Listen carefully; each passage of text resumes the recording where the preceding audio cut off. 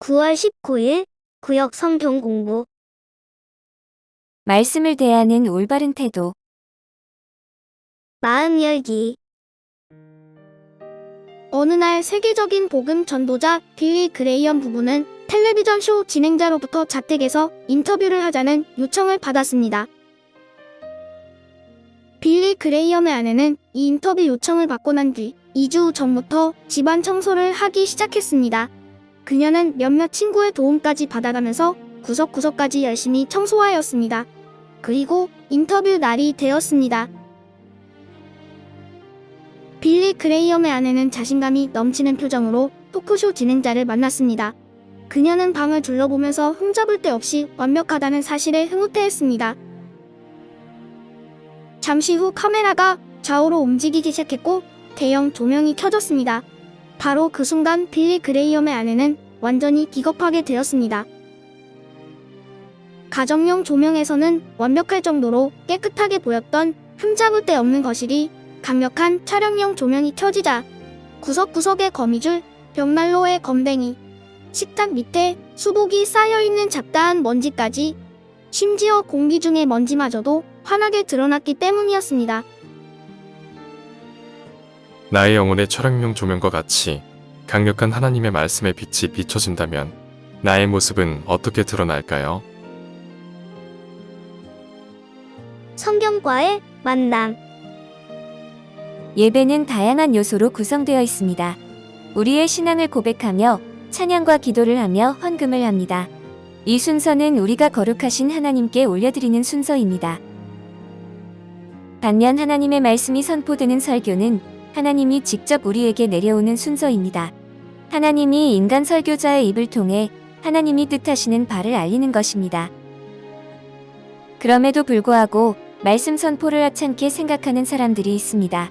오늘 성경 공부를 통해 말씀을 대하는 우리의 자세를 돌아봅시다.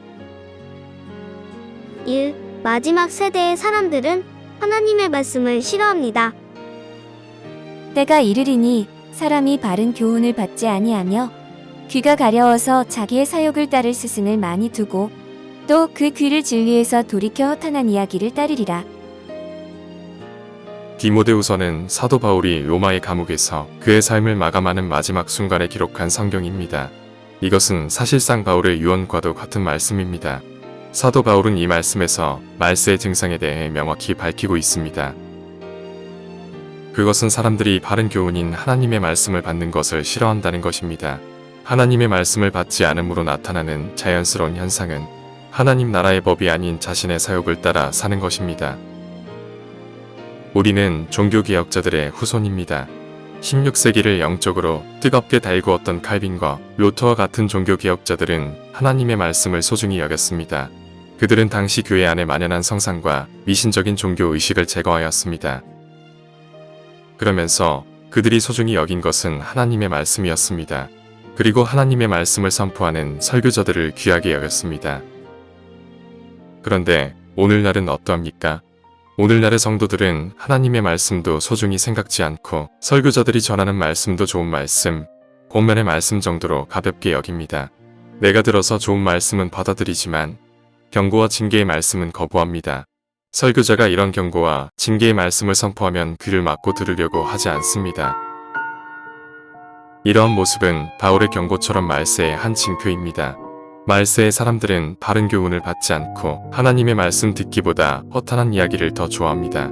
우리는 이런 말세의 모습을 본받지 말아야 합니다. 2. 하나님의 말씀으로 받아야 합니다. 이러므로 우리가 하나님께 끊임없이 감사함은 너희가 우리에게 들은 바 하나님의 말씀을 받을 때에 사람의 말로 받지 아니하고 하나님의 말씀으로 받음이니 진실로 그러하도다. 이 말씀이 또한 너희 믿는 자 가운데에서 역사하느니라. 데살로니가 교회는 사도 바울이 그의 2차 선교 여행 중에 세운 교회입니다. 사실 바울이 데살로니가에 도착했을 때는 그가 이전에 머물렀던 빌립보에서 당한 고난과 능욕으로 인해 상처가 아직 아물지 못했을 때였습니다. 그러나 그는 그곳에서 열심히 복음을 전하였고 많은 성과를 거두었습니다. 이런 데살로니가 교회를 향해 사도 바울이 정말 기뻐하였던 것은 그들이 하나님의 말씀을 대하는 자세였습니다. 데살로니가 교회의 교인들은 사도 바울이 전하는 말씀을 경청하였습니다. 특별히 그가 전하는 말을 사람의 말로 받지 않고 하나님의 말씀으로 받았습니다. 이런 말씀에 대한 자세는 데살로니가 교회를 아름답고 빛나게 하였습니다. 이러한 모습은 오늘날 하나님의 말씀을 받는 우리의 자세를 돌아보게 합니다. 우리는 보통 설교자가 전하는 메시지보다 설교자 자체에 집중할 때가 많습니다. 누가 설교를 하느냐에 따라 예배 만족도가 크게 달라지기도 하며 예배에 참석하는 숫자도 차이가 납니다.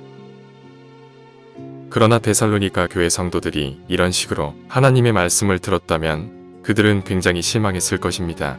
바울은 외모가 형편없고 크고 작은 병을 달고 다녔으며 1차 선교 여행 중 마가의 실수를 용납하지 못하고 내칠 만큼 냉혹한 성격의 소유자였기 때문입니다.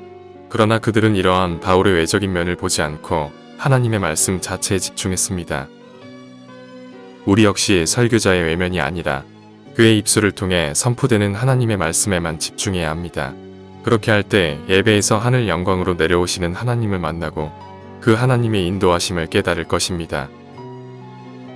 열매 맺기. 아래의 세 가지 질문 중 하나를 선택해서 나누어 봅시다. 1. 나는 목회자의 외적인 모습에 너무 집중하고 있지 않습니까? 말씀 속에 담겨진 하나님을 발견하고자 얼마나 노력하고 있습니까? 2. 나는 설교에 대한 기대를 가지고 있습니까? 예배 시간에 선포되는 말씀을 예배의 한 순서 정도만 생각하지 않습니까? 3. 지난주의 설교 내용을 기억하고 있습니까? 기억이 나지 않는다면 그 이유가 무엇일까요? 한 주간의 약속. 소그룹에서 서로 토의하여 자유롭게 만들어 봅시다. 말씀 전하시는 목사님을 위해 기도하기. 하나님이 설교를 통해 나에게 주시는 말씀을 듣고 한 가지 이상 실천 목록 작성하기. 말씀으로 승리하는 구역, 그리고 가정 되세요.